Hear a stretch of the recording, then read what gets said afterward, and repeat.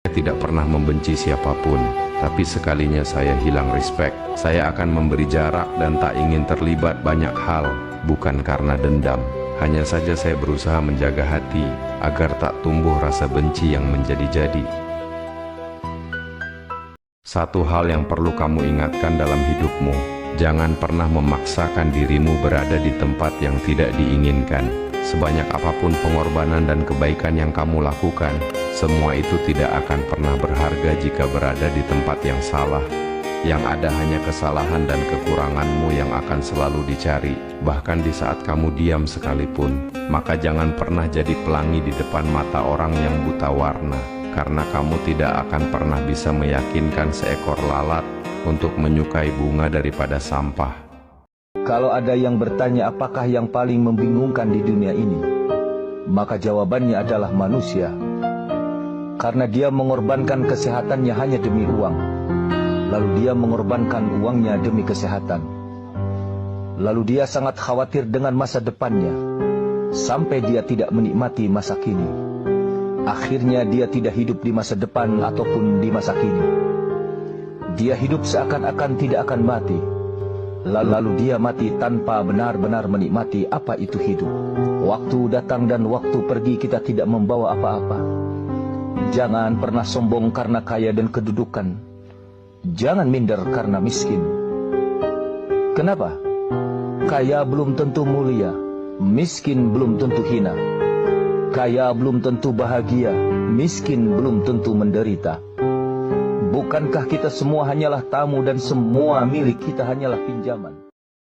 Bekerjalah, lelaki seusiamu pantas untuk diperas tenaganya. Kita bukanlah pewaris, dan jika pun ada harta orang tua, itu untuk masa tua mereka, bukan untuk kita harapkan. Jangan pernah bergantung pada harta yang bukan milikmu, terutama dari orang tuamu. Sebagai laki-laki, kita memiliki tanggung jawab untuk membangun jalan hidup kita sendiri, untuk berdiri di atas kaki kita dengan kerja keras dan kemandirian. Ingat, harga diri seorang pria terletak pada usahanya, bukan pada apa yang dia warisi. Hidup ini menuntut kita untuk berjuang, bukan menunggu. Jangan biarkan dirimu terlena oleh kenyamanan sementara.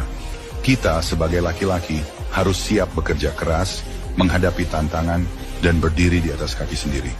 Keberhasilan bukan datang dari apa yang diberikan, tapi dari apa yang kita usahakan dengan tangan dan keringat kita sendiri. Pasanganmu adalah rezekimu dan pilihanmu adalah takdirmu. Maka jangan memandang yang lain dan jangan banding-bandingkan dengan yang lain. Fokuslah pada kelebihan dan kekurangan pasanganmu, walau kadang tidak sesuai dengan yang kamu inginkan. Percayalah kelak dia akan sesuai dengan yang kamu butuhkan. Berkahi di bulan Rajab, mau diberkahi di bulan Sya'ban, mau sampai ketemu Ramadan. Rajab itu bulan menanam, Sya'ban itu bulan menyiram, Ramadan itu bulan memanen. Orang gak mungkin panen kalau gak nyiram, dan orang gak mungkin nyiram kalau gak nanam. Jadi ada bahasa, suksesnya Ramadan kita nanti tergantung tanaman Rajab yang kita hadirkan saat ini. Di mana letaknya kecewa? Di hati yang terlalu berharap kepada manusia. Jangan terlalu berharap kepada manusia, karena berharap kepada manusia itu patah hati yang paling disengaja. Jika ingin bahagia, berharap hanya kepada Allah saja. Manusia itu datang sebentar, tapi membuat luka hati semakin besar. Manusia itu datang sesaat, tapi membuat luka hati semakin berat. Cukup Allah satu-satunya sandaran dan harapan dalam hati kita. Hasbunallah wa ni'mal wakil, ni'mal maula wa ni'man nasir. Semoga Allah bahagiakan hati kita.